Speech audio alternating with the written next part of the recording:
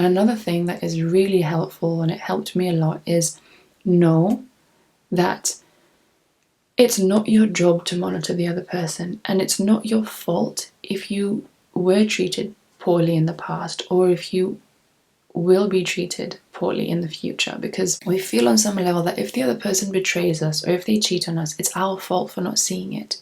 Hi everyone, Eva Thompson here. Welcome back to another video.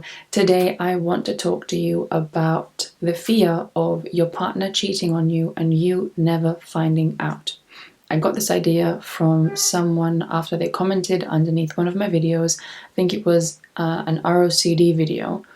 And they said that this is their fear. What if their partner cheats and they never find out? So I do want to address this because it can cause a lot of anxiety and be quite paralyzing.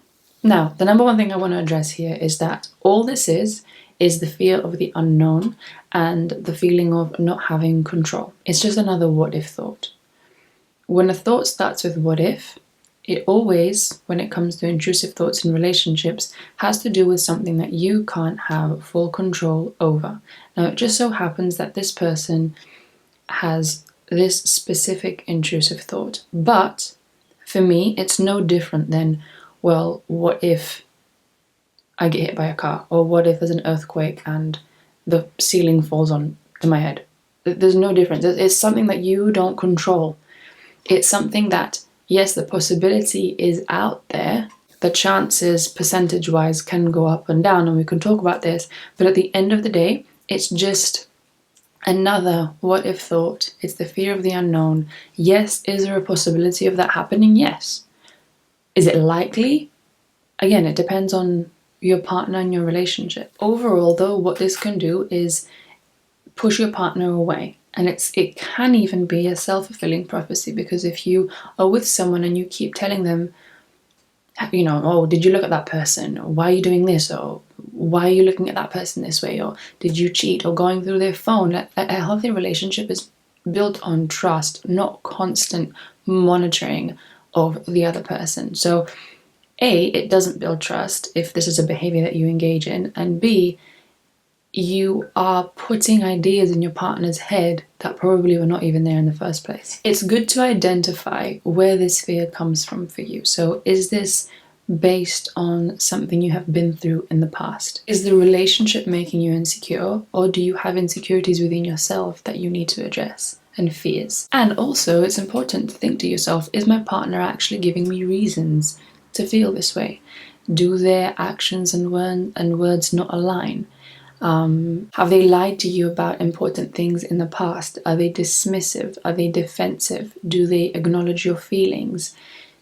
All these things can help us indicate whether or not we can trust the other person. However, it can never give you a guarantee. Because if your partner is someone that has not lied to you about important things, has not given you a reason not to trust them, you know somewhere inside that the anxiety is because of what you've been through in the past. And generally speaking, the relationship is healthy. The biggest thing that you can do is, first of all, understanding that this is a what-if thought that you have no control over, but also engaging in acts of sort of monitoring and looking through their stuff and trying to, you know,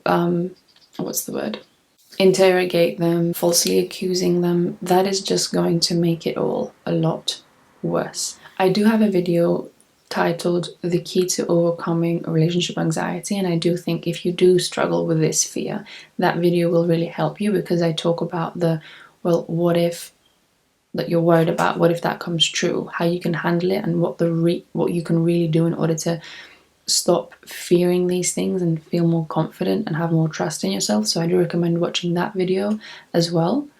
But overall, remember, it's a what if thought. You don't have control over it. What you can control is your behavior. If you're struggling with ROCD, then treating it like a thought that is just an intrusive thought and not giving it the time of day. Acknowledging it, yes, that thought's there, but I can't really do anything about it. Oh, and another thing that is really helpful, and it helped me a lot, is know that it's not your job to monitor the other person, and it's not your fault if you were treated poorly in the past, or if you will be treated poorly in the future, because we feel on some level that if the other person betrays us or if they cheat on us, it's our fault for not seeing it coming.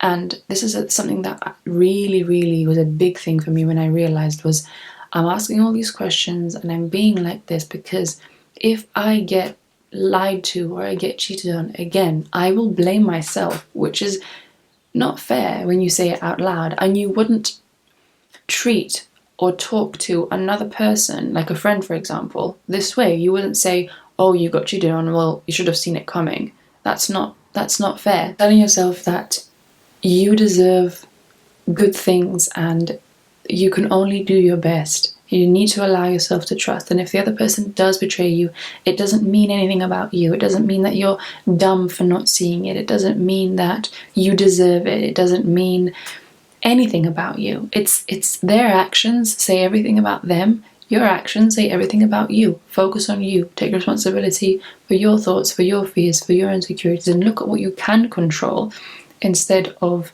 focusing on what you can't control, because that obviously will cause a lot of anxiety and a lot of distress. Hey everyone, I just had an idea while I was editing and I wanted to include it in the video, so excuse the audio if it's not great.